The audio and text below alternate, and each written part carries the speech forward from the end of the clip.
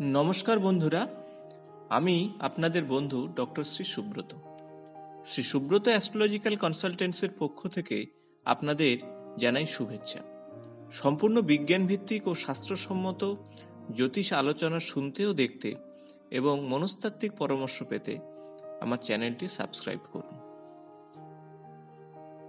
বন্ধুরা, আজ আপনাদের সঙ্গে এমন একটি বিশেষ ক্রিয়ার কথা বলবো যা করলে আপনার জীবনে ধনবৃদ্ধি, কালসর্প দোষ বা পিতৃদোষের মতো সমস্যার সমাধান হয়ে যাবে। তো বন্ধুরা, আসুন কি সেই বিশেষ ক্রিয়া। আপনারা প্রতিদিন খাওয়ার জন্য রুটি করেন, তো সেক্ষেত্রে বলবো বন্ধু, একটি বড় গোলা নিন এবং সেটি রুটি বানান, যা আর 5টি রুটির থেকে একটু বড়। সেই রুটিকে 4টি সমান ভাগে ভাগ করুন এবং এই এক একটি ভাগের সঙ্গে বা মধ্যে ঘি লাগান। তার সঙ্গে গুড় বা চিনি রাখুন। এই 4টি অংশ বা 4টি টুকরোর প্রথম যে টুকরোটি, সেই টুকরোটি গোমাতা বা গরুকে খাওয়ান। সকালে উঠে আপনি গরুকে এই রুটির টুকরোটি খাওয়ান। খাওয়ালে জীবনে আসবে খুবই সুখ এবং শান্তি।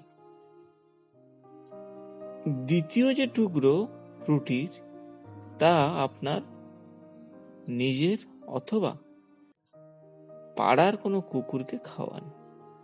কুকুরকে খাবার দেওয়ার সময় কখনো তা ছুঁড়ে দেবেন না।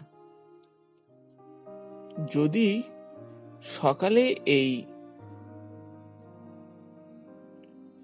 যদি আপনি নিয়মিত কুকুরকে খাওয়ান, তাহলে শত্রু পরাজয় অবশ্যই ঘটবে এবং শত্রু নাশও দেখা।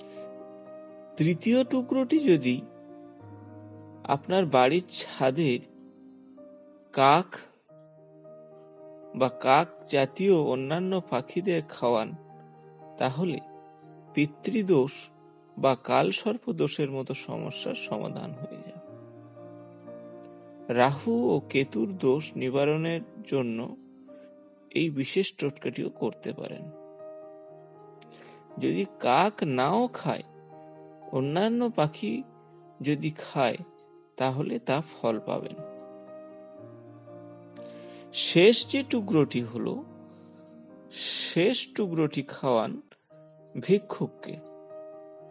রাস্তায় যদি কোনো ভিক্ষুককে দেখতে পান, তাহলে তাকে এই বিশেষ রুটির টুকরোটি দিন। তো বন্ধুরা, প্রতিদিন গাই, কুত্তা বা কুকুর, কাক, মাছ প্রভৃতি জিনিসের যদি বিশেষ পদ্ধতিতে খাবার দেন, তাহলে ঈশ্বর বিশেষভাবে প্রসন্ন হন। ব্যবসায়ীরা যদি পাখিকে খাওয়ান, ছোট ছোট আটার গুলি করে আপনার মাছকে যদি খাওয়ান, তাহলে আপনার বিশেষ লোকসান থেকে আপনি রেহাই পাবেন। তো বন্ধুরা, শুনলেন এই বিশেষ কিছু টোটকা, যা করলে আপনার জীবনে ফিরবে